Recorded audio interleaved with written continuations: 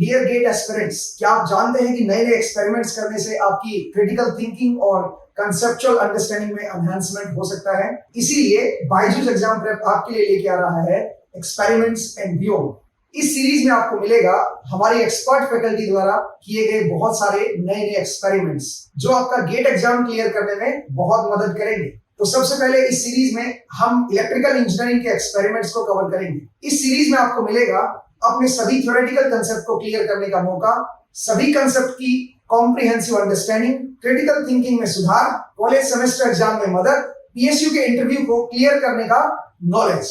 नमस्कार दोस्तों, आप सब लोगों का स्वागत है Byju's exam prep YouTube Hindi platform पे।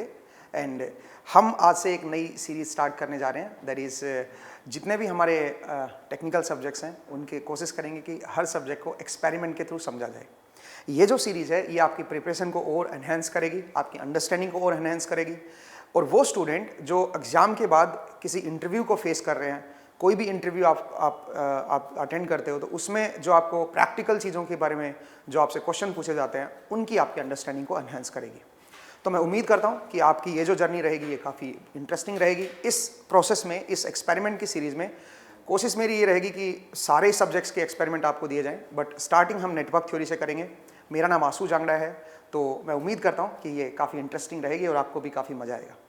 तो चलिए दोस्तों स्टार्ट करते हैं। तो क्योंकि नेटवर्क थ्योरी से मैं स्टार्ट कर रहा हूँ क्योंकि वो बेसिक सब्जेक्ट है, सबसे पहले हमें वहीं से स्टार्ट करना पड़ेगा। तो आज का जो हमारा टॉपिक है दैट इज़ बेसिक लॉज। आज हम समझेंगे कि बेसिक लॉज कैसे काम करते हैं और किस तरह से हमारा करंट एंड वोल्टेज क्या होता है, कैसे करंट फ्लो करता है। तो अगर आप नेटवर्क थ्योरी की बात करेंगे तो नेटवर्क थ्योरी में दो चीज़ें बड़ी इंपॉर्टेंट है। One is current and second is potential.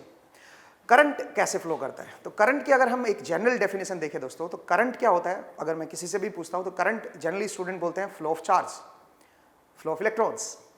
तो फ्लो ऑफ चार्ज अगर आप बोलते हो देन आप ज़्यादा एक्यूरेट हो। अगर आप फ्लो ऑफ इलेक्ट्रॉन्स बोलते हो तो ज़्यादा एक्यूरेट नहीं हो। अब आप बोलोगे ऐसा क्यों?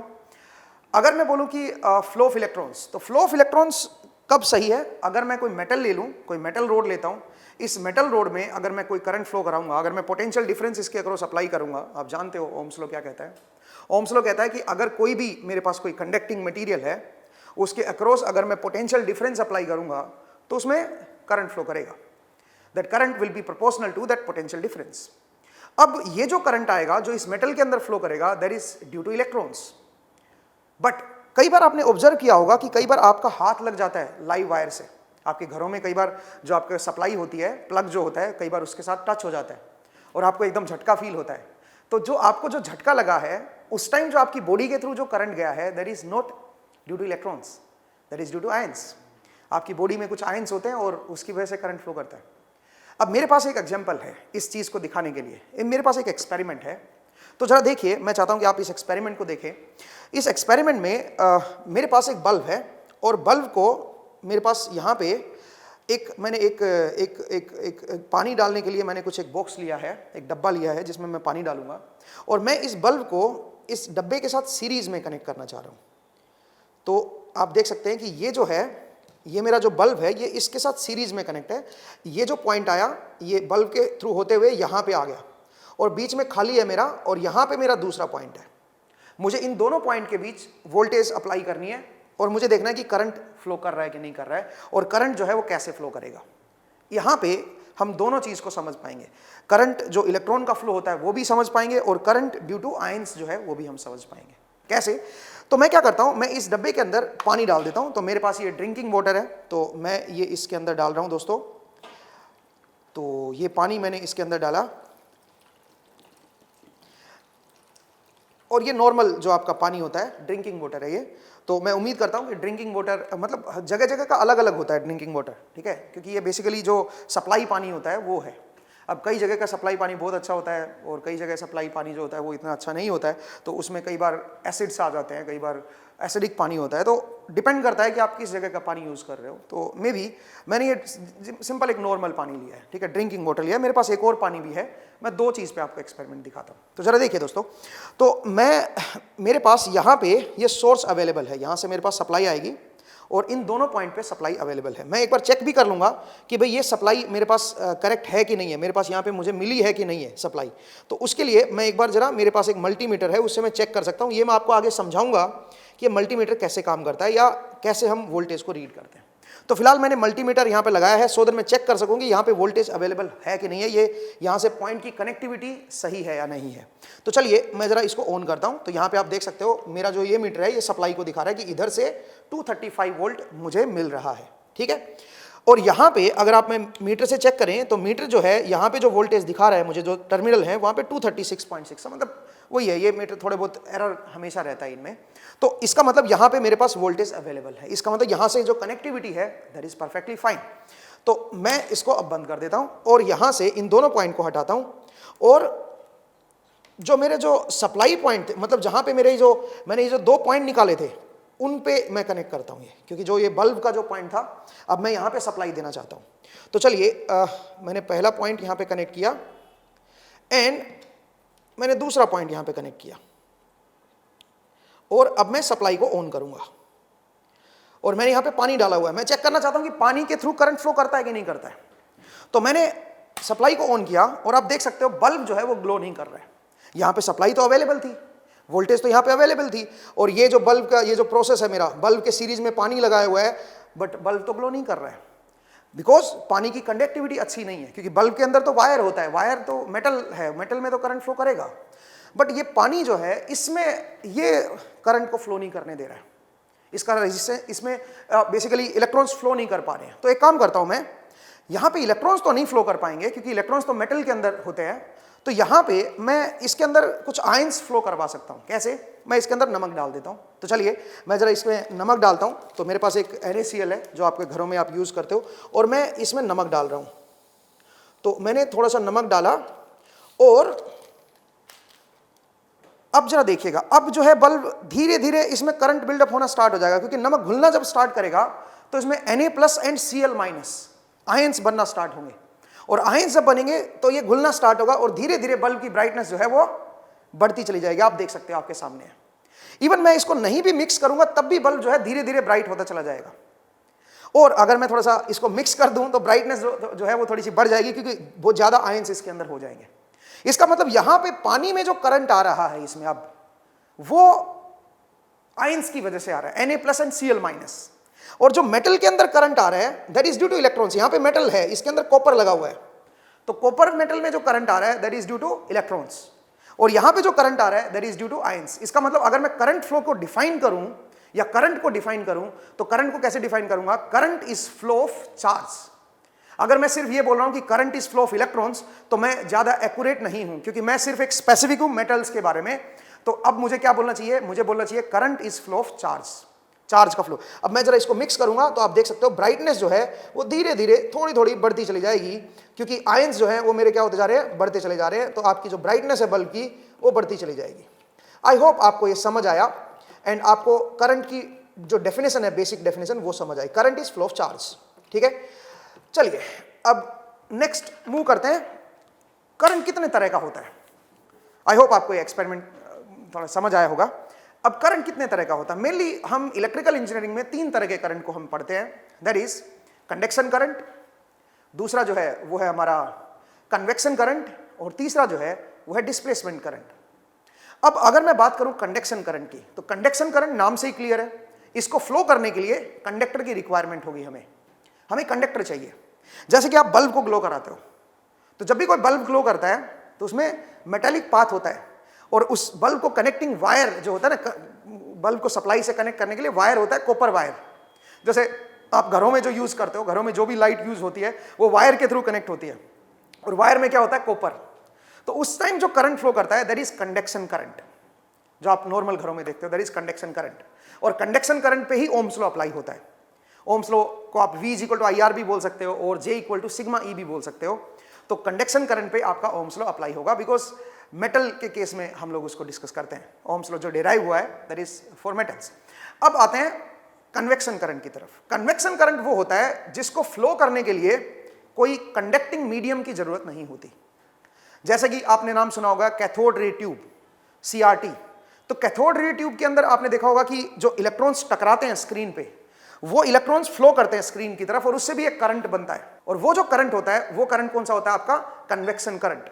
आपने सुना देखा होगा बारिश के टाइम जब बिजली कड़कती है और जब कई बार धरती पे बिजली गिरती है तो वो जो चार्ज फ्लो करता है उसमें कंडक्टिंग मीडियम नहीं होता है। तो कुल मिला के आप कह सकते हो that is part of convection current. अब मैं आपको एक एक्सपेरिमेंट दिखाने जा रहा हूं, तो आप यहां पे देखिए, यहां पे मेरे पास एक डिवाइस है that is known as विमसर्ट।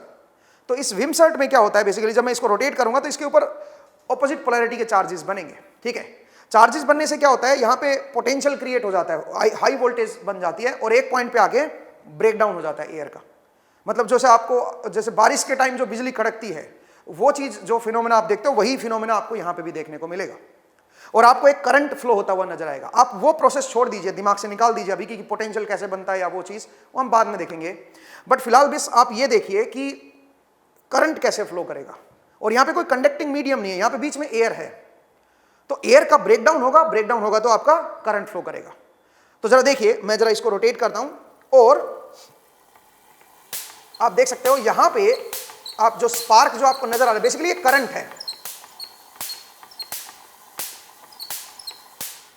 Basically ये करंट है दोस्तों, और ये जो करंट है ये करंट किसकी वजह से है बताइए? ये इसमें कोई कंडक्टिंग मीडियम नहीं है, इसलिए इसको क्या बोलेंगे? Convection current. नेक्स्ट अब बात करते हैं डिस्प्लेसमेंट करंट की। डिस्प्लेसमेंट करंट एक अजीब सा करंट है, सच बताऊं तो। अब इसको हम कैसे समझे? ये मेनली कैपेसिटर्स में आप इसको बेहतर समझ सकते हो, ठीक है, या मेनली जो हाई फ्रीक्वेंसी पे जो हम एंटीना वगैरह यूज करते हैं वहां पे डिस्प्लेसमेंट करंट का काफी ज्यादा रोल आ जाता है। जरा मैं थोड़ा सा बेसिक तरीके से समझाने की कोशिश करता हूं आपको, तो मुझे उसके लिए बोर्ड की रिक्वायरमेंट होगी। जरा देखिए, मैं मान लेता हूं मेरे पास कोई पैरेलल प्लेट कैपेसिटर है, ये मान लीजिए मेरे पास कोई पैरेलल प्लेट कैपेसिटर है, और अगर मैं इसके ऊपर इस पे कोई पोटेंशियल डिफरेंस अप्लाई कर दूं, इस पे अगर मैं कोई पोटेंशियल डिफरेंस अप्लाई कर दूं, तो क्योंकि वोल्टेज डिफरेंस जो इसके अक्रॉस आ रखा है वो वेरी कर रहा है, और अगर आपको थोड़ी बहुत जानकारी है कैपेसिटर के बारे में तो आप जानते हो क्यू क्या होता है। क्यू जो होता है चार्ज की प्लेट के ऊपर जो चार्ज आता है, मतलब कैपेसिटर की प्लेट पे जो चार्ज आता है that is Q is equal to C V, और वी जो है वो मेरा ऑल्टरनेटिंग है, उसको मैं साइनसोइडल मान लेता हूं, V m sine omega t. तो इसका मतलब जो चार्ज होगा that will be C into V m sine omega t. तो चार्ज मेरा ऑल्टरनेट करेगा, इसका मतलब जो प्लेट्स के ऊपर चार्ज आएगा वो वेरी करेगा, वो टाइम के साथ वेरी करेगा। इसके ऊपर किसी पर्टिकुलर टाइम पे चार्ज आएगा और बढ़ता चला जाएगा, और यहां पे जब पॉजिटिव आएगा तो ऑब्वियसली यहां पे नेगेटिव आएगा, मतलब इलेक्ट्रॉन्स यहां से निकलेंगे और इस तरफ बढ़ते चले जाएंगे, लेकिन वो टाइम के साथ वेरी करते रहेंगे। एक टाइम के बाद फिर क्या होंगे, वो इलेक्ट्रॉन इधर से इधर आना शुरू कर जाएंगे। एक बार इलेक्ट्रॉन इधर से इधर जा रहे हैं क्योंकि चार्ज वेरी कर रहा है टाइम के साथ, इसके थ्रू कभी कोई चार्ज नहीं जाता है। तो अब आप जरा देखिए इस प्लेट के ऊपर क्या होगा, इस प्लेट के ऊपर जो चार्ज है वो बदल रहा है टाइम के साथ, और अगर चार्ज बदल रहा है इस प्लेट के ऊपर टाइम के साथ तो इसका मतलब कुछ D Q by D T आएगा, और इस D Q by D T को हम क्या बोलते हैं? Displacement current. डिस्प्लेसमेंट करंट, इसको हम बोलेंगे डिस्प्लेसमेंट करंट। इसका मतलब देखो यहां तो हमें करंट कंडक्टर में है, ये तो वायर कनेक्ट है, इसका मतलब यहां पे जो करंट है वो कंडक्शन करंट है, बट जैसे ही वो प्लेट के ऊपर आना चार्ज इकट्ठा होना शुरू हो जाता है और वो टाइम के साथ वेरी करना शुरू कर देता है, उससे क्या बनता है? उससे आपका डिस्प्लेसमेंट करंट बनता है, क्योंकि D Q by D T plates के ऊपर भी चेंज हो रहा है, प्लेट्स के ऊपर भी चार्ज चेंज हो रहा है, तो उसको हम बोलेंगे डिस्प्लेसमेंट करंट। आई होप आपको समझ आया। अब ये जो डिस्प्लेसमेंट करंट है, खासकर जब हाई फ्रीक्वेंसी पे जब आपके एंटीना वगैरह यूज होते हैं तो उसमें ऑसिलेटिंग डाइपोल बनता है, वो बिकॉज ऑफ दिस, ठीक है। तो मैं उम्मीद कर रहा हूं आपको ये समझ आया। नेक्स्ट मूव करते हैं ओम्स लॉ की तरफ।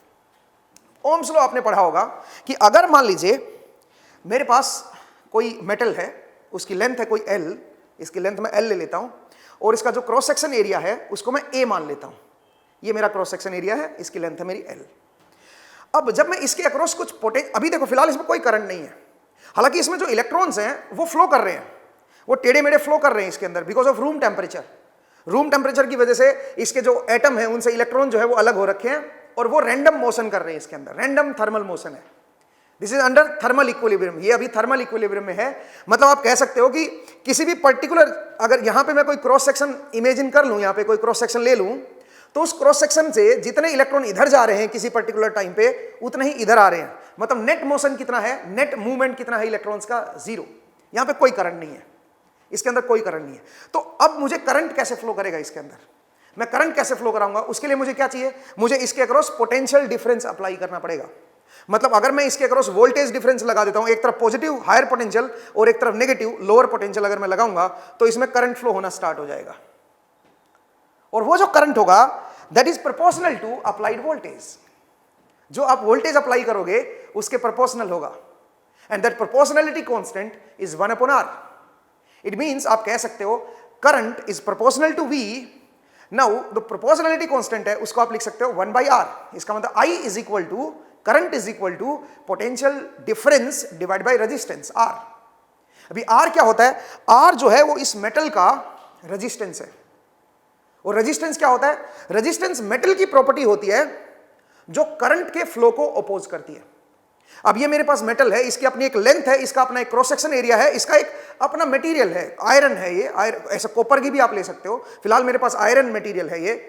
तो इसका मतलब क्या होगा? इसका अपना एक रेजिस्टेंस होगा।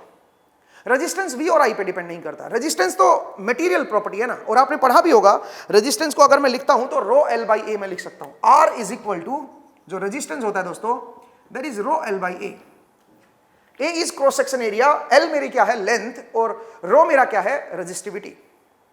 इसका मतलब अगर मेरा क्रॉस सेक्शन एरिया पतला होगा, मतलब अगर मैं कोई पतली वायर ले लूं, ये जो मेरा सामने वाला जो एरिया है क्रॉस सेक्शन एरिया, इसको बोलते हैं क्रॉस सेक्शन एरिया, तो अगर मैं इसको पतला ले लूं तो इसका रेजिस्टेंस बढ़ जाएगा। मतलब फॉर द सेम पोटेंशियल इसमें कम करंट आएगा क्योंकि इसका रेजिस्टेंस ज्यादा है। और अगर मैं इसको मोटा कर लेता हूं, इसको और मोटा कर दूं, तो इसका रेजिस्टेंस कम हो जाएगा। और अगर रेजिस्टेंस कम होगा तो for the same potential current आपका लार्ज आएगा। ठीक है, क्योंकि करंट जो होता है वो V/R होता है। तो अगर मैं रेजिस्टेंस को डिफाइन करूं तो मैं बोलूंगा resistance is the property of the material which opposes flow of current. बहुत बढ़िया। नेक्स्ट, अब मूव करते हैं आगे।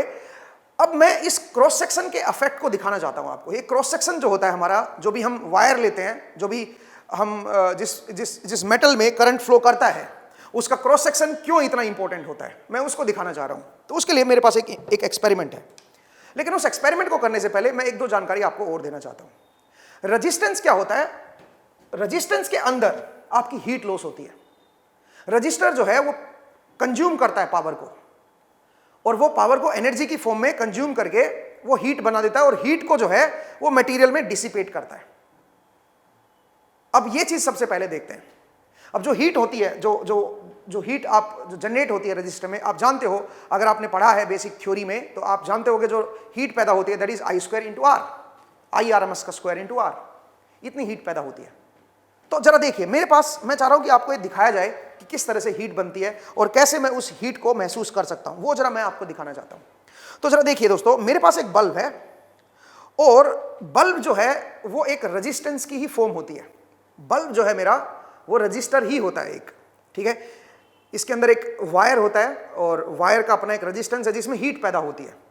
तो आप कह सकते हो बल्ब इज ए रजिस्टर। आपका जो घर में हीटर यूज होता है वो एक रजिस्टर होता है। तो अगर मैं देखना चाहूं कि इसमें हीट कैसे पैदा होती है, I² R की वैल्यू क्या होगी, अगर वो मैं देखना चाहूं, तो उसके लिए मैं आपको एक एक्सपेरिमेंट करके दिखाता हूं, और इस हीट को मैं फील करके दिखाता हूं आपको कि कैसे हम उसको फील कर सकते हैं। तो जरा देखिए दोस्तों, मेरे पास यहां पे एक सप्लाई है, और मैंने इसको ऑन कर दिया, सप्लाई को। सप्लाई ऑन हो गई है। अब मैं रजिस्टर को लगाना चाहता हूं। मैं अभी करंट नहीं आ रहा, करंट जीरो है, क्योंकि करंट तो तब आएगा जब कनेक्टिविटी बनेगी, जब करंट फ्लो करेगा, जब रजिस्टर लगाऊंगा। मेरे पास ये बीच में मेटल है, इसके अंदर मेटल का अपना एक रेजिस्टेंस है, और जब करंट फ्लो करेगा तो उसमें हीट लॉस होगी। अब जरा वो हीट लॉस देखते हैं सबसे पहले। तो मैंने क्या किया, मैंने ये लगा दिया और ये ग्लो करना स्टार्ट हो गया। अब ग्लो करना जब स्टार्ट हो जाएगा तो यहां से करंट भी आना स्टार्ट हो जाएगा। आप देखो करंट, अब जो है ना, कंडक्शन करंट आपका फ्लो होना स्टार्ट हो गया है। ठीक है, क्योंकि मैंने पोटेंशियल डिफरेंस अप्लाई किया R के क्रॉस, और R में करंट आना स्टार्ट हो गया। और आप देख सकते हो पावर भी कंज्यूम होगी, 103 वॉट जो सबसे ऊपर है, ये पावर है। और ये पावर क्या हो रही है, टाइम के साथ मल्टीप्लाई होकर हीट बनती है, एनर्जी बन जाती है, और ये हीट जो है बाहर निकल रही है। अब ये गर्म हो गया है। अब आप बोलोगे सर इसको कैसे फील करेंगे, गर्म हो गया है? तो उसके लिए मेरे पास एक तरीका है। मेरे पास एक ब्लैक ये पॉलीथीन है। अब पॉलीथीन मैं चाह रहा हूं कि जो हीट है इसकी जो निकल रही है वो इस ब्लैक पॉलीथीन में एब्जॉर्ब हो, और आप उसको देख सको कि कितनी हीट यहां से निकल रही है। तो जरा देखिए, मैंने क्या किया, मैंने इसके ऊपर ये ब्लैक जो था ये मैंने इसके ऊपर लगा दिया, इसको पूरी तरह से ढक दिया, सो दैट इसकी हीट जो है वो बाहर ना निकल सके। और मैं इसको जस्ट लगा के बस 2 मिनट रखना चाहता हूं। और मैं देखना चाहता हूं कि वो जो हीट है वो इस पॉलीथीन के साथ क्या करती है, क्या सच में इससे हीट निकल रही है। तो अगर आप इसको 2 मिनट के लिए ऐसे रख दोगे तो जो इसके अंदर से हीट निकल रही है वो इस पॉलीथीन को पिघला देगी और हो सकता है वो आग भी लगा दे, हो सकता है यहां से धुआं भी निकलना स्टार्ट हो जाए। तो आप देख सकते हो कि धीरे धीरे आपका ये पॉलीथीन जो है वो चिपक गया है इसके, और धीरे धीरे यहां से गैस निकलना स्टार्ट हो गया, धुआं उठना स्टार्ट हो गया है। आपने कभी बार ऑब्जर्व किया होगा जो घरों में पुराने जो गांव में होता है ना, जो बल्ब जो होता है वो दीवार के साथ ऐसे लटक रहा होता है और पीछे से तो दीवार होती है वो ब्लैक हो जाती है। वो इसलिए ब्लैक होती है बिकॉज वो उससे हीट निकल रही है। और आप देख सकते हो यहां से अब धुआं निकलना स्टार्ट हो गया है, और ये धुआं जो है ये आपकी हेल्थ के लिए अच्छा नहीं है, इवन मेरी हेल्थ के लिए भी अच्छा नहीं है। तो इसलिए अब मैं इसको बंद कर रहा हूं। तो जरा देखिए दोस्तों, अब ये इतना गर्म हो गया कि अब मैं अगर इसको निकालने की कोशिश करूंगा, उतारने की कोशिश करूंगा तो ये चिपक गया है, आप देख सकते हो। तो बेसिकली जो रजिस्टर होते हैं हमारे, उनसे हीट पैदा होती है, वो गर्म होते हैं, उनमें हीट, वो पावर कंज्यूम करते हैं। चलिए अब आप बात करते हैं कि जो रेजिस्टेंस की वैल्यू होती है वो किस पे डिपेंड करती है। रेजिस्टेंस की वैल्यू डिपेंड करती है लेंथ ऑफ द मटेरियल, जो इसके अंदर जो हमने मेटल लिया है उस मेटल की कितनी लेंथ है, उसका क्रॉस सेक्शन एरिया क्या है, उस पे डिपेंड करती है। और रेजिस्टिविटी, इसकी जो टाइप ऑफ मटेरियल है वो कौन सा टाइप है, कॉपर है, एल्यूमिनियम है, आपका टंगस्टन है, कौन सा है, ये उस मटेरियल पे डिपेंड करेगा रेजिस्टेंस। ओके, अब मैं चाह रहा हूं इस क्रॉस सेक्शन एरिया का इफेक्ट भी आप देखिए। जितना ज्यादा मेरा मोटा क्रॉस सेक्शन हो गया, जो भी मैं मेटल लूंगा, जो भी मैंने इसके अंदर मेटल ली है, या मान लीजिए मैं और कोई, जैसे कोई भी मेटल ले लो जिसमें करंट फ्लो कर रहा है, हर मेटल का अपना एक रेजिस्टेंस होगा। अगर उसकी लेंथ है और अगर उसके पास कोई मोटाई है तो अपना उसमें से अगर करंट फ्लो कर रहा है तो वो अपना रेजिस्टेंस शो करेगी वो मेटल, ठीक है। अब बात करते हैं इस क्रॉस सेक्शन एरिया की। जितना ज्यादा मेरा क्रॉस सेक्शन एरिया होगा उतना मेरा रेजिस्टेंस कम होगा, और जितना कम मेरा क्रॉस सेक्शन एरिया होगा उतना मेरा रेजिस्टेंस ज्यादा होगा। और अगर रेजिस्टेंस ज्यादा होगा तो हीट लॉस मेरी काफी ज्यादा आएगी। मैं आपको एग्जांपल देता हूं। मेरे पास मैंने एक सेटअप कर रखा है। मेरे पास कुछ बल्ब हैं जो मैंने पैरेलल में कनेक्ट किए हुए हैं। अगर मैं आपको दिखाऊं तो ये कुछ बल्ब है मेरे पास और इनको मैंने पैरेलल में कनेक्ट किया हुआ है, ठीक है। ये काइंड ऑफ लोड है मेरा, ठीक है। और मैं क्या चाहता हूं, मैं इसको सप्लाई देना चाहता हूं। ये हैवी करंट खींचेगा, मैं आपको बता देता हूं। ये 12 वोल्ट के बल्ब हैं सारे के सारे, और इनको पैरेलल में मैंने कनेक्ट कर रखा है। तो मुझे 12 वोल्ट जो है इसके अक्रॉस अप्लाई करनी पड़ेगी। 12 वोल्ट अप्लाई करूंगा तो ये बेसिकली ग्लो करेगा और ये करंट को खींचेगा। इनका अपना एक रेजिस्टेंस है, करंट को खींचेगा। बट जो करंट आएगा वो ऑब्वियसली कोई पाथ देना पड़ेगा ना, कोई मेटल पाथ देना पड़ेगा ना, जिससे वो फ्लो करे करंट। तो मेरे पास एक वायर है जिसके थ्रू मैं इस करंट को फ्लो कराऊंगा। और जो मेरे पास वायर है दोस्तों, वो मैं आपको दिखाना चाहता हूं, वो बड़ी पतली वायर है। वो मेरे पास ये वायर है और इसका जो क्रॉस सेक्शन है वो बहुत पतला है। इसका मतलब जो मेरा लोड है, यहां पे मेरा सोर्स कनेक्ट होगा एक तरफ, और एक तरफ मेरा क्या होगा, लोड कनेक्ट होगा, बल्ब कनेक्ट होंगे। और जो करंट की जो डिमांड है वो बहुत ज्यादा है, क्योंकि लोड को चाहिए। 12 वोल्ट पे लोड बहुत ज्यादा हाई करंट खींचेगा। अब अगर करंट हाई खींचेगा तो हाई करंट इस वायर के थ्रू आएगा, और वायर है पतला। अब अगर वायर पतला है तो वायर का रेजिस्टेंस क्या होगा, ज्यादा होगा। और अगर वायर का रेजिस्टेंस अगर ज्यादा हो गया तो इसका मतलब उसके अंदर हीट लॉस होगी वायर के अंदर, और वायर के अंदर अगर हीट लॉस होगी तो वायर गर्म होगी। और अगर आप ध्यान से देखें, इस वायर में दो वायर जो एक में लाइव और एक न्यूट्रल जो होता है मेरा, या एक प्लस या एक माइनस, दोनों एक साथ लगे हुए हैं। कई बार हम घरों में ये वायर भी यूज करते हैं जिनमें एक वायर और दूसरा वायर एक दूसरे के ऊपर लिपटा रहता है। अब सोचिए, अगर ये वायर गर्म हो रहा है क्योंकि इसमें ज्यादा करंट फ्लो कर रहा है, तो अगर ये वायर गर्म हो रहा है क्योंकि इसका क्रॉस सेक्शन एरिया बहुत पतला है, इसका क्रॉस सेक्शन एरिया बहुत पतला है, तो इसका जो रेजिस्टेंस होगा that will be very large. तो अगर इस लार्ज रेजिस्टेंस में अगर करंट फ्लो कर रहा है, ज्यादा करंट, तो ये गर्म होना शुरू हो जाएगी। गर्म होना शुरू हो जाएगी तो इसका जो ये बाहर का जो प्लास्टिक है, ये जो इंसुलेशन है, वो पिघलना शुरू हो जाएगा। और एक पॉइंट ऐसा भी आ सकता है जिस पॉइंट पे अंदर का जो प्लास्टिक है वो पिघल के खत्म हो जाए और ये शॉर्ट हो जाए। और अगर शॉर्ट हो गया तो पॉजिटिव और नेगेटिव शॉर्ट हो गया, आग लग सकती है। इससे बिल्डिंग्स जल जाती हैं, फैक्ट्रीज जल जाती हैं। तो इसलिए मोटा वायर यूज कीजिए, खासकर वहां पे जहां पे आपका करंट लार्ज जाता है। जैसे आपका एसी, घर के अंदर जो एसी होता है वो आपका कम से कम 10-12 एम्पियर खींचता है। अब 10-12 एम्पियर पे पतली वायर नहीं लगा सकते हो आप बोलोगे सर लगा दे तो क्या होगा, अभी चलिए लगा के देखते हैं। तो चलिए, मेरे पास एक एक्सपेरिमेंट है जिसमें मैं आपको जरा वायर जो है, पतली वायर लेता हूं और करंट मैं इसके थ्रू ज्यादा फ्लो कराता हूं, देखते हैं इसके साथ क्या होता है। ठीक है, तो मेरे पास एक बैटरी है जिससे मैं आपको ये एक्सपेरिमेंट दिखाने जा रहा हूं। तो चलिए दोस्तों जरा देखिए, ये एक्सपेरिमेंट अब करते हैं। और इस एक्सपेरिमेंट में मैंने कुछ बल्ब लिए हैं। ये जो बल्ब है, ये एक बल्ब जो है वो 12 वोल्ट का बल्ब है और करीबन 4 से 5 एम्पियर ये खींचता है, क्योंकि इसकी जो पावर है वो अलग अलग है। कुछ बल्ब ऐसे हैं जो आपके ये बाइक में यूज होते हैं, बेसिकली बाइक या गाड़ी में यूज होते हैं, जो गाड़ी की जो हेडलाइट होती हैं उनमें यूज होते हैं। तो आप वो बेसिकली 12 वोल्ट की बैटरी से चलते हैं। इसका मतलब ये 12 वोल्ट पे जो करंट डिमांड करेंगे, अब आप सोचिए अगर कोई 36 वोल्ट का बल्ब है तो 12 तिया 36, इसका मतलब 3 एम्पियर एक बल्ब लेगा, और सारे के सारे बल्ब पैरेलल में हैं। तो इसका मतलब टोटल बल्ब कितने हो गए, 1 2 3 4 5 6। तो 12 वोल्ट पे अगर आप देखोगे तो 9 एम्पियर के अराउंड आएगा। बट सारे के सारे 35 वोल्ट के नहीं है या 36 वोल्ट के नहीं है। कुछ बल्ब ऐसे भी हैं जो 60 वोल्ट के हैं, कुछ बल्ब ऐसे हैं जो 90 वोल्ट के हैं, कुछ बल्ब ऐसे हैं जो गाड़ियों में यूज होते हैं, बड़ी गाड़ियों में यूज होते हैं, कुछ बल्ब ऐसे हैं जो छोटी गाड़ियों में यूज होते हैं। मतलब ओवरऑल जो करंट आएगा दोस्तों वो काफी लार्ज आएगा यहाँ से।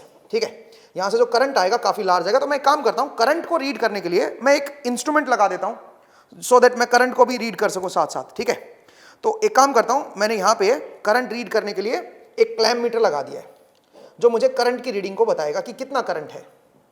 ठीक है, और वो इतना लार्ज करंट होगा, और क्योंकि वायर बहुत पतला है, वायर का रेजिस्टेंस इतना ज्यादा है कि वो आग पकड़ सकता है। ठीक है, तो चलिए जरा देखते हैं, इस एक्सपेरिमेंट को करते हैं। बट मैं चाह रहा हूं कि ये क्लैम्प मीटर जो है मैं एक जगह फिक्स कर दूं, या एक बार आपको मैं रीडिंग दिखा के इस क्लैम्प मीटर को मैं हटा दूंगा, सो दैट जो है ना मतलब सो दैट मैं फिर इसको आपको हीटिंग इफेक्ट को दिखा सकूं। तो चलिए दोस्तों जरा स्टार्ट करते हैं, और मैं जरा इसको कनेक्ट कर देता हूं। ओके, ये कनेक्ट हो गया है। अभी आप करंट देखिए पहले कितना आ रहा है। आप जो रीडिंग देख पा रहे हो करंट की, दैट इज ये करंट मेरे ख्याल से 18 एम्पियर या 10 एम्पियर के अराउंड मुझे कुछ दिख रहा है। मैं एक बार देख लूं इधर से। ओके, 18 एम्पियर, 18 एम्पियर है। और आप देख सकते हो यहां पे धुआं भी उठ रहा है। ये धुआं खैर ये अलग है। ये वायर देखो पिघल गया। ये वायर पहले बहुत अकड़ रहा था, बहुत टाइटनेस थी इसके अंदर, अब ये वायर पिघल रहा है। और अगर मैं आपको दिखाऊं कि कितना ज्यादा पिघल गया है, देखो आराम से ये अब इतना गर्म हो गया मैं इसको पकड़ भी नहीं सकता हूं। इवन ये वायर जो है आग पकड़ सकता है। आप देखिए यहां से, तो मुझे इसको हटाना पड़ेगा अभी। ओके ओके ओके ओके, मैं जरा इसको यहां से अब डिस्कनेक्ट कर देता हूं।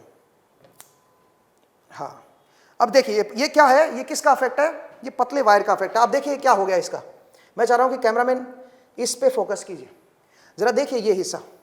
मतलब अगर आप ज्यादा लार्ज करंट ले रहे हो और पतले वायर से ले रहे हो, आप खतरा मोल ले रहे हो, बिकॉज पतले वायर का जो रेजिस्टेंस होता है that resistance is very large. और उस लार्ज रेजिस्टेंस में अगर लार्ज करंट फ्लो कर रहा है, क्योंकि लोड की डिमांड है, 12 वोल्ट पे लोड तो लेगा अपना करंट। अगर लार्ज करंट ले रहे हो तो I2R लॉस इतने ज्यादा बढ़ जाएंगे कि वायर जो है वो गर्म हो जाएगा और आग भी लग सकती है। और कई बार जब ये वायर जब दोनों इकट्ठे होते हैं, जब प्लस और माइनस जब एक साथ ही होते हैं, कई बार क्योंकि घरों में सिंपल हम खर्चा बचाने के लिए ये वायर यूज कर लेते हैं कि भाई चलो सस्ता वायर है तो इसलिए हम इस वायर को यूज कर लेते हैं। लेकिन ये वायर जो है ये हैवी लोड पे काम नहीं करेगा और इसके दोनों प्लस माइनस चिपक जाएंगे तो शॉर्ट हो जाएगा। ये इसका इंसुलेशन पिघल गया था। तो मेक श्योर कि आप जो है इस चीज का ध्यान रखिएगा। सारा कहानी रेजिस्टेंस की है।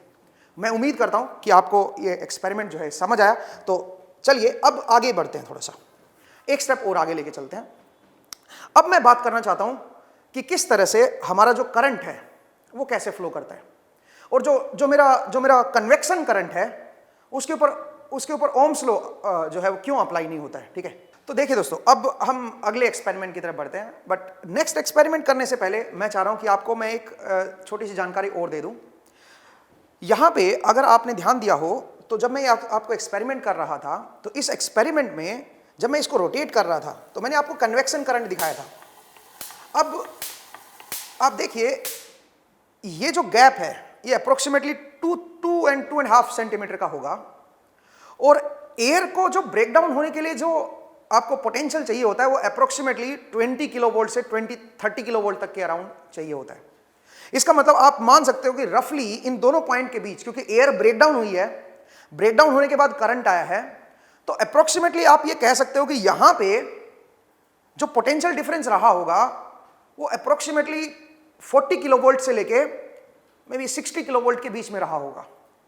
अब 40 किलोवोल्ट बहुत ज्यादा हाई होता है। सोचिए 220 वोल्ट आपके घरों में आता है, 40 किलोवोल्ट इतनी ज्यादा हाई वोल्टेज है।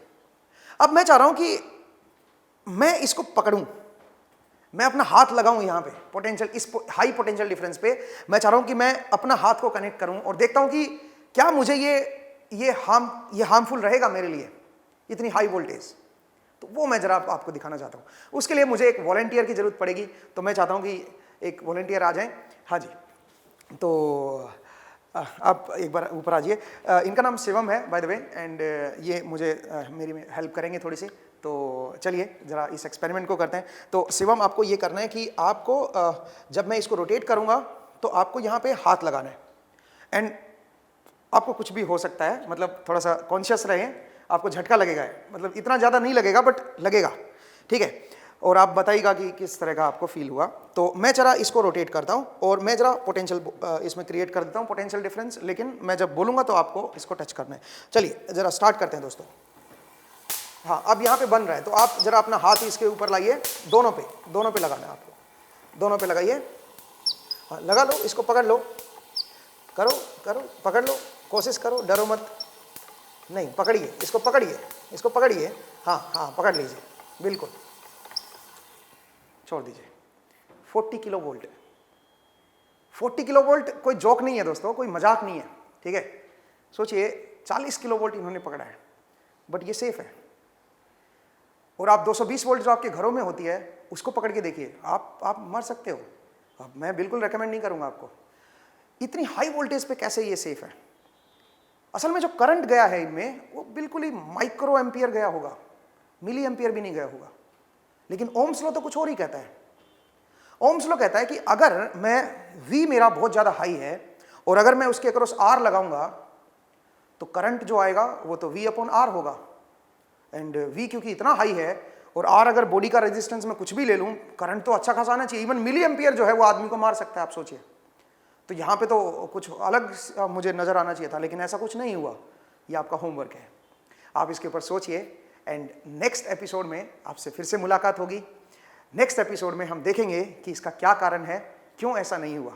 तो आप इसके ऊपर थॉट प्रोसेस लगाइए। ऐसे ही वीडियोस आपको अपकमिंग एपिसोड्स में मिलते रहेंगे, तो आप जुड़े रहें। बट मेक श्योर कि आपको चैनल को लाइक करना है, सब्सक्राइब करना है, इस सेशन को शेयर करना है।